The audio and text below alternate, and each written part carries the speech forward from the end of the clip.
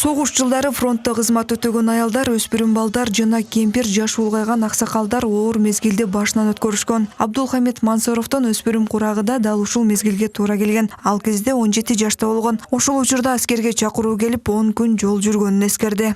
Армия жошуга киргенден кийин балалыгым орукта өттү. Чоң эмгек жумшадык. Кийин анан армияга барчу курагым келип чакыруу келди.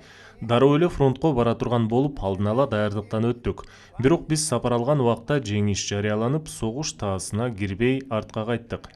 Хаким Байрамкуларга Согуш жылдарында тапкан жакшы нерсенин бардыгы фронтко жиберилип, орукчулардын эмгеги жоокерлердин демине дем кошуп, чоң эрдикти жаратууга жол ачкан. Башак теріп бердік, буğdaydı. Мана Жаш балдар эгин талаасында машак тердик. Жолтканыбызды төкпөй, чачпай тегирменге өткөрөт элек. Машактан да ун алып баарын фронтко жөнөтөт элек. Өзүбүз ачка болсок да эркиндигибиз үчүн күрөштө жүргөн жоокерлерибизди ойлоп, чын дилибизден эмгектендик. Ошентип биримдик менен жеңишке жеттик. Абдулхамид Мансуров сыяктуу Араван районунда 12 оруктун ардагери бар. Аларга өлкө башчысы тарабынан улуу жеңиш күнүнө карата атайын акчалай жардамдар көрсөтүлдү. Президент тарабынан атайын мына баягы башка республикабыздын булуң бурчундагы ушул ардагерлерге 100 000 сом жашап аткан бар ардагерлерибизге 100 000 сом берилет. Андан сырткары оруктун катышуучуларына бар тылабектерге 15 000 сом берилет. Ошол 15 000 сомдон жана 12 адамыбызга бизге уже которулуп берилди.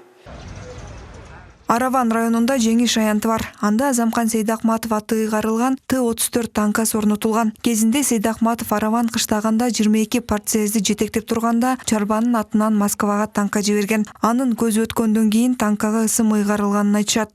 Социалисттик эмгектин эки жолку баатыры Азамкан Сайдахматтын ысымы менен коюлуп турат. Ал киши негизинен ошол дүйнөлүк экинчи согушта ошол советтик жоокерлерге арнап жеке өзүнүн демилгеси менен ошол советтик армияга ошол танкты жөнөткөн экен. Анан кайра эле бул Т-34 үлгүсүндөгү ошол бир танка ошол 1984 жылы кайрадан ошол Араван районуна жеңиштин 40 жылдыгына арналып келип орнотулуп калган экен. Ошон менен катар улуу ата мекендик согуштун катышуучуларынын ысымдары жазылган эстелик тургузулган. Район аймагынан 4978 жаран катышкан. Анын 3100гө жакыны согушта курман болгон. Зарина Рахманбердиева, Нурдөлөт Амматов, Ала Тоо 24 Ош.